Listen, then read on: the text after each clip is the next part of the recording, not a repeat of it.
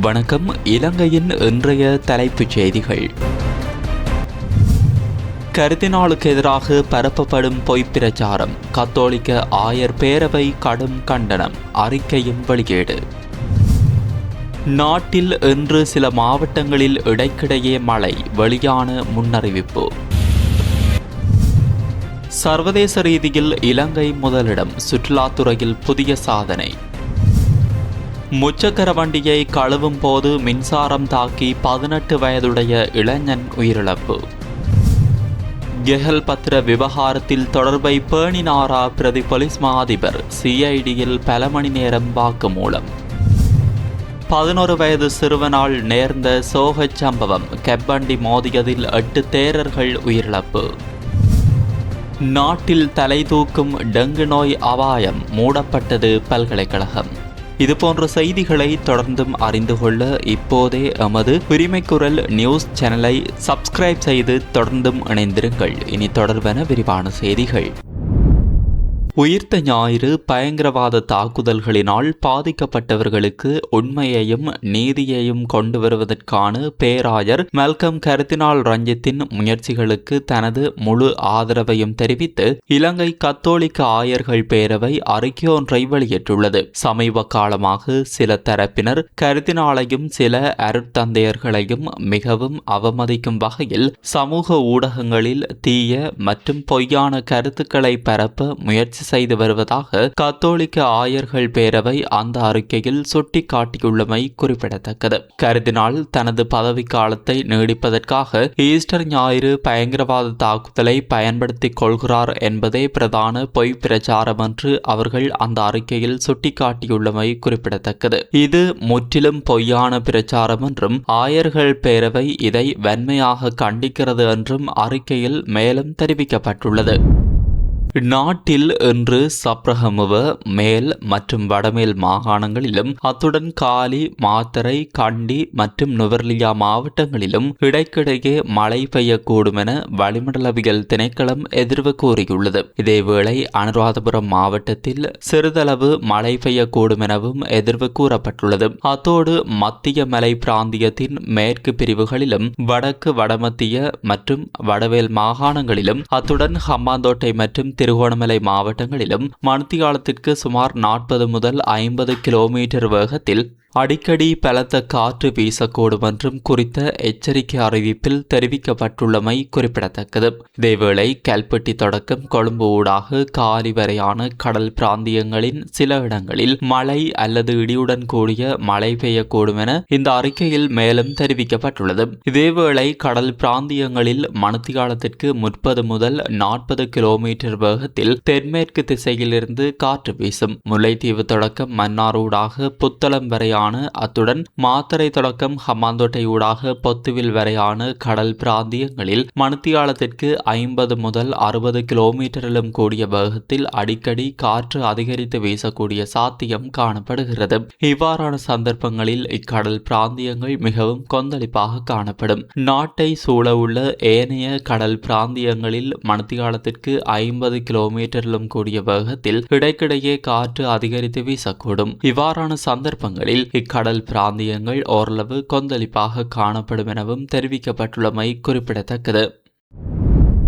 2026 ஆண்டிற்கான உலகின் சிறந்த தீவு சுற்றுலா தலமாக இலங்கை தேர்வாகியுள்ளது. சர்வதேச சுற்றுலா ஊடகமான பிக் 7 டிராவல் வெளியிட்டுள்ள 2026 ஆண்டிற்கான உலகின் சிறந்த தீவுகள் பட்டியலில் இலங்கை முதலிடத்தை பிடித்துள்ளது. இயற்கை அழகு, பல்லுயிர் பெருக்கம், வளமான கலாச்சார பாரம்பரியம், சுற்றுலா பயணிகளின் அனுபவங்கள் மற்றும் உலகளாவிய பயணிகளின் விருப்பம் உள்ளிட்ட பல்வேறு அம்சங்களை அடிப்படையாக கொண்டு இந்த தரவரிசை தயாரிக்கப்பட்டுள்ளது. இந்த பட்டியலில் உலக புகழ் பெற்ற பல தீவு சுற்றுலா தலங்களை பின்னுக்கு தள்ளி இலங்கை முதலிடத்தை பெற்றிருப்பது நாட்டின் சுற்றுலாத்துறைக்கு கிடைத்துள்ள முக்கிய சர்வதேச அங்கீகாரமாக கருதப்படுகிறது. இந்த வெற்றிக்கான முக்கிய காரணங்களாக இலங்கையின் அபூர்வமான பல்லுயிர் பெருக்கம், செழுமையான கலாச்சார மரபு மற்றும் குறுகிய தூர பயணத்திலேயே கடற்கரைகள், மலைப்பகுதிகள், வனவிலங்கு சரணாலயங்கள் ஆலயங்கள், வரலாற்று சின்னங்கள் உள்ளிட்ட பல்வேறு அனுபவங்களை பெறும் வசதி ஆகியவை குறிப்பிடப்பட்டுள்ளன. அதேவேளை இயற்கை, கலாச்சாரம், வனவிலங்கு மற்றும் சாகச அனுபவங்களை ஒரே பயணத்தில் அனுபவிக்க விரும்பும் சர்வதேச சுற்றுலா பயணிகளின் எண்ணிக்கை அதிகரித்து வருவதால் உலக சுற்றுலா வரைபடத்தில் இலங்கை மேலும் முக்கிய இடத்தை பெற்று வருவதாகவும் அந்த மதிப்பீட்டில் சுட்டிக்காட்டப்பட்டுள்ளது. ட்ருவன்வெல்ல பதுபிட்டியாவில் காணப்படும் ஒரு வாகன சேவை மையத்தில் மின்சாரம் தாக்கி இளைஞர் ஒருவர் உயிரிழந்துள்ளதாக ருவன்வெல்ல போலீசார் தெரிவித்துள்ளனர். உயிரிழந்தவர் அங்கு பணிபுரிந்த கயன் உதயங்கா என்ற 18 வயதுடைய இளைஞர் என தெரிவிக்கப்பட்டுள்ளது. அந்த இளைஞர் ஒரு முச்சக்கர வண்டியை கழுவி சுத்தம் செய்து கொண்டிருந்த போது தண்ணீரில் மின்சாரம் கசிந்ததால் மின்சாரம் தாக்கியதாக முதற்கட்ட விசாரணையின் மூலம் தெரிய வந்துள்ளது. விபத்துக்கு பிறகு அந்த இளைஞர் கரவனெல்ல மருத்துவமனைக்கு கொண்டு செல்லப்பட்ட நிலையில் மருத்துவமனையில் அனுமதிக்கப்பட்ட போதே அவர் இறந்துவிட்டதாக அங்குள்ள மருத்துவர்கள் தெரிவித்தனர். இந்த சம்பவம் குறித்து ருவன்வெல்ல போலீசார் மேலதிக விசாரணைகளை முன்னெடுத்து வருகின்றமை குறிப்பிடத்தக்கது. கெவ்வண்டி மோதியதில் 8 தேரர்கள் உயிரிழந்த சம்பவம் இடம்பெற்று பெரும் சோகத்தினை ஏற்படுத்தியுள்ளது. இந்த சம்பவமானது வடகிழக்கு தாய்லாந்தின் முத்தஹான் மாகாணத்தில் இடம்பெற்றுள்ளது. பாத யாத்திரையில் ஈடுபட்டிருந்த பௌத்த தேரர்கள் குழுவொன்றின் மீது 11 வயது சிறுவன் ஒருவர் செலுத்திய கெவ்வண்டி மோதியதிலேயே இவ்வாறு 8 தேரர்கள் உயிரிழந்துள்ளதாக அந்நாட்டு போலீசார் தெரிவித்துள்ளனர். இந்த விபத்தில் மேலும் 13 தேரர்கள் படுகாயமடைந்துள்ளமையும் குறிப்பிடத்தக்கது. முவங் மாவட்ட பாட்னாசி நுவான் பகுதியில் நேற்று நண்பகல் 12 மணியளவில் இந்த விபத்து இடம்பெற்றமை குறிப்பிடத்தக்கது.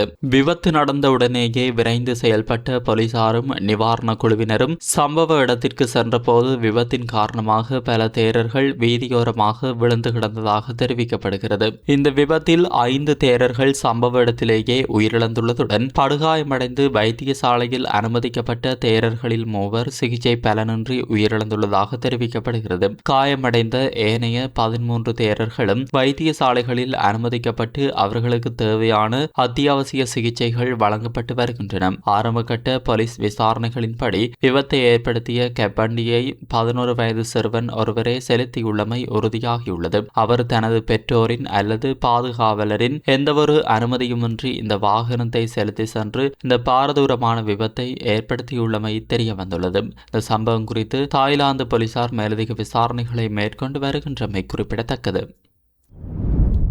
கிழக்கு மாகாணத்திற்கு பொறுப்பான சிரேஷ்ட பிரதி போலீஸ் மா அதிபர் வருண ஜெயசுந்தர குற்றப்புலனாய்வு திணைக்களத்தில் ஆஜராகி வாக்குமூலம் வழங்கியுள்ளார். ஒழுங்கமைக்கப்பட்ட குற்றச்செயல்கள் தொடர்பான விசாரணையின் ஒரு பகுதியாக அவரிடம் பல மணி நேரங்கள் விசாரணை நடத்தப்பட்டதுடன் விரிவான வாக்குமூலமும் பதிவு செய்யப்பட்டதாக தகவல்கள் தெரிவிக்கின்றன. சுமார் 4 மணி நேர விசாரணைக்கு பின்னர் அவர் குற்றப்புலனாய்வு திணைக்களத்திற்கு வெளியேறியதாகவும் கூறப்படுகிறது. ஒழுங்கமைக்கப்பட்ட குற்றச்செயல்களுடன் தொடர்புடையதாக கூறப்படும் பாதாள உலக குழு தலைவர் கெஹல் பத்ரபத்மே என்பவருடன் நெருங்கிய தொடர்பை பேணியதாக வருண ஜெயசுந்தர மீது குற்றச்சாட்டு முன்வைக்கப்பட்டுள்ளது. அந்த குற்றச்சாட்டு தொடர்பிலேயே அவரிடம் விரிவான வாக்குமூலம் பதிவு செய்யப்பட்டதாக தெரிவிக்கப்படுகிறது. இதனிடையே உயிர்த்த ஞாயிறு பயங்கரவாத தாக்குதல்கள் தொடர்பான விசாரணைகளின் அடிப்படையில் நியாயமான காரணமின்றி தம்மை கைது செய்வதை தடுக்குமாறு கோரி வருண ஜெயசுந்தர அண்மையில் மேன்முறையீட்டு நீதிமன்றத்தில் மனு ஒன்றையும் தாக்கல் செய்திருந்தமை குறிப்பிடத்தக்கது. மாணவர்களிடையே டெங்கு மற்றும் இன்ஃபுளுவென்சா நோய்கள் பரவியதன் காரணமாக கொழும்பில் உள்ள கற்புல அரங்கேற்ற கலைகள் பல்கலைக்கழகம் தற்காலிகமாக மூடப்பட்டுள்ளது. ஜூலை 13 வரை குறித்த பல்கலைக்கழகம் மூடப்பட்டிருக்கும் என்று கல்வி பிரதி அமைச்சர் மதுர செனவிரட்ன தெரிவித்துள்ளார். அத்துடன் இக்காலகட்டத்தில் பல்கலைக்கழக விடுதிகளும் மூடப்பட்டிருக்கும் என்றும் அவர் மேலும் சுட்டிக்காட்டியுள்ளார். ராஜகிரிய மற்றும் தெஹிவளையில் அமைந்துள்ள பல்கலைக்கழக விடுதிகளை சுற்றியுள்ள பகுதிகளில் டெங்கு பரவல் அதிகரித்து அவர் குறிப்பிட்டுள்ளார். மேலும் கற்புல அரங்கேற்ற கலைகள் பல்கலைக்கழகத்தை சேர்ந்த சுமார் 30 மாணவர்களுக்கு டெங்கு பாதிப்பு ஏற்பட்டுள்ளதாக கல்வி அமைச்சு தெரிவித்துள்ளது. இத்துடன் இன்றைய தலைப்புச் செய்திகள் நிறைவடைகின்றன. இதுபோன்ற செய்திகளை தொடர்ந்தும் அறிந்து கொள்ள உரிமை குரலோடு இணைந்திருங்கள்.